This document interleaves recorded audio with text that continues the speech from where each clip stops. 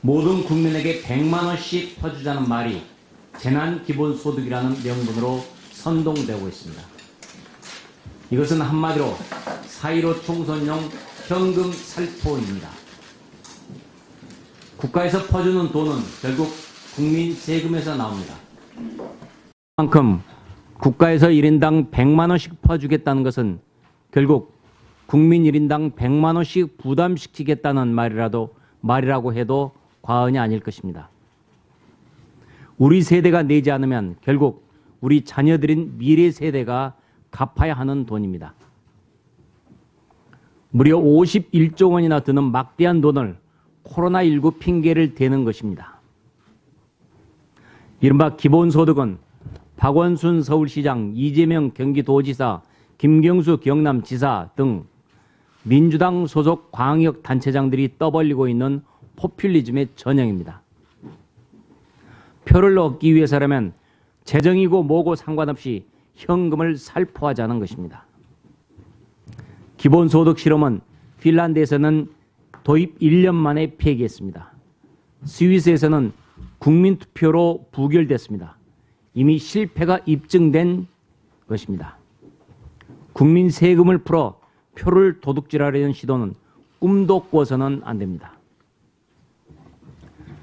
민주당이 비례연합정당에 참여할지 여부를 전 당원 투표로 결정하겠다고 말했습니다. 당원들의 뜻에 따랐다라는 명분을 세우기 위한 또 하나의 꼼수에 불과합니다. 민주당 이해찬 당대표는 미래통합당에 제1당을 내줄 수 없다고 했습니다.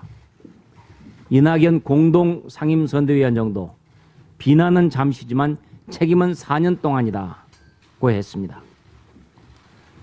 이것은 이미 전 당원에게 비례민주당 창당에 찬성 투표하라는 지침을 내린 것이나 다름없습니다.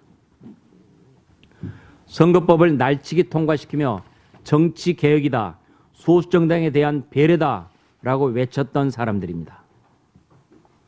공수처 통과라는 소기의 목적을 달성했으니 이제 2, 3, 4중 대화의 미략짐이야 아무렇지도 않게 쓰레기통에 처박아도 된다는 말인 듯합니다. 올해 초 민주당 지도부가 비례정당 창당에 대해 했던 말을 그대로 돌려드립니다. 이해찬 당대표는 1월 14일 국민의 투표권을 침해하고 정치를 장난으로 만든다고 했습니다. 1월 22일에는 명분이 없다고 했습니다. 이인영 원내대표는 1월 13일 날 위성정당 창당은 퇴행성 정치다라고 했습니다. 윤호중 사무총장은 1월 1일 날 비례당 만들면 국민의 매서운 심판을 받게 될 것이다 라고 했습니다. 민주당 사람들은 자신들이 만들면 정당방위다 라고 억지 궤변을 늘어놓습니다. 우리 미래통합당이 하는 것은 골목상권 침투지만 자신들이 하는 것은 골목상권과의 연대라는 말도 되지 않은 억지를 부리고 있습니다. 민주당은 나쁘끄러운 줄 아시기 바랍니다. 현명하신 우리 국민들은 4.15 총선에서 반드시 매서운 회초리를 들 것입니다.